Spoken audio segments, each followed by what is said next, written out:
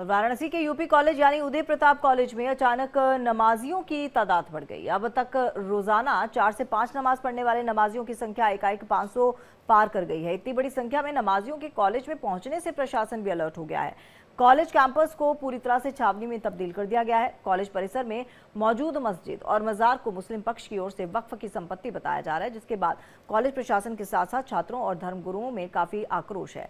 अखिल भारतीय संघ समिति ने वक्फ का विरोध किया है, तो वहीं स्वामी जितेंद्रानंद सरस्वती ने भी बयान जारी कर दिया है। साथ ही यूपी कॉलेज के छात्रों ने जिला प्रशासन को ज्ञापन सौंपा है।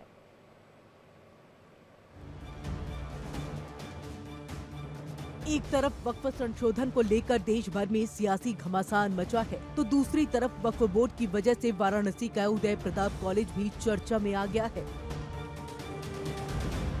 क्योंकि कॉलेज की जमीन पर वक्फ बोर्ड ने अपना मालिकाना हक जता दिया है, जिसे लेकर 2018 का एक लेटर सोशल मीडिया पर वायरल हो रहा है।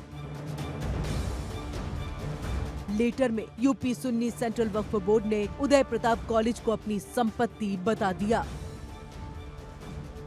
इस कॉलेज परिसर में शुक्रवार को अचानक 500 से ज्यादा नमाजी नमाज अदा करने के लिए पहुंच गए।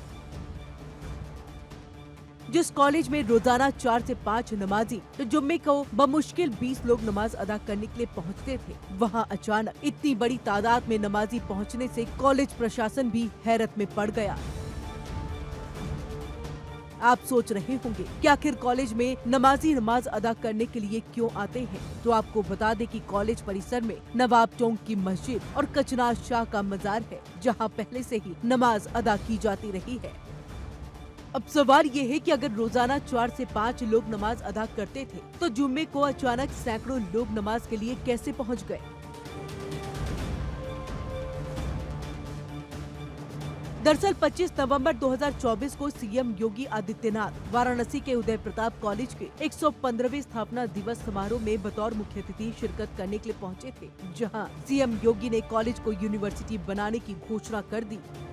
लेकिन मेरा यह मानना है कि उदय प्रताप कॉलेज के पास क्षमता है कि स्वयं में एक ऑटोनोमस सेंटर बने, कैंपस बने। किसी भी शिक्षक की सेवा पर इसका कोई विपरीत असर नहीं पड़ने वाला है। अगर यह संस्थान विश्वविद्यालय के रूप में, निजी विश्वविद्यालय के रूप में भी आवेदन करता है, तो किसी भी शिक्षक की सेवा पर कोई विपरीत असर नहीं पड़ता है, कोई असर विपरीत नहीं पड़ना। जो सरकार के द्वारा अनुदान मिल रहा है वो उसी प्रकार से मिलता रहेगा, और उसको मुझे लगता है कि आने में किसी प्रकार की कोई बाधा कहीं नहीं आती।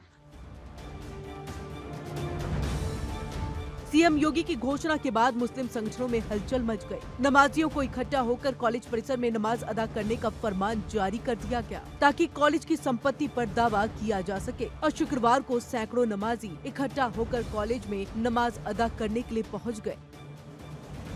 उधर पुलिस प्रशासन को जैसे ही इतनी बड़ी तादाद में नमाजियों की नमाज अदा करने की भनक लगी, वैसे ही प्रशासन अलर्ट मोड पर आ गया। तत्काल कॉलेज परिसर में 15 पुलिस जवानों की तैनाती कर दी गई, जो 24 घंटे निगरानी करेंगे। अब आपको बता दें कि आखिर नमाजी कॉलेज पर अपना हक क्यों जता रहे हैं।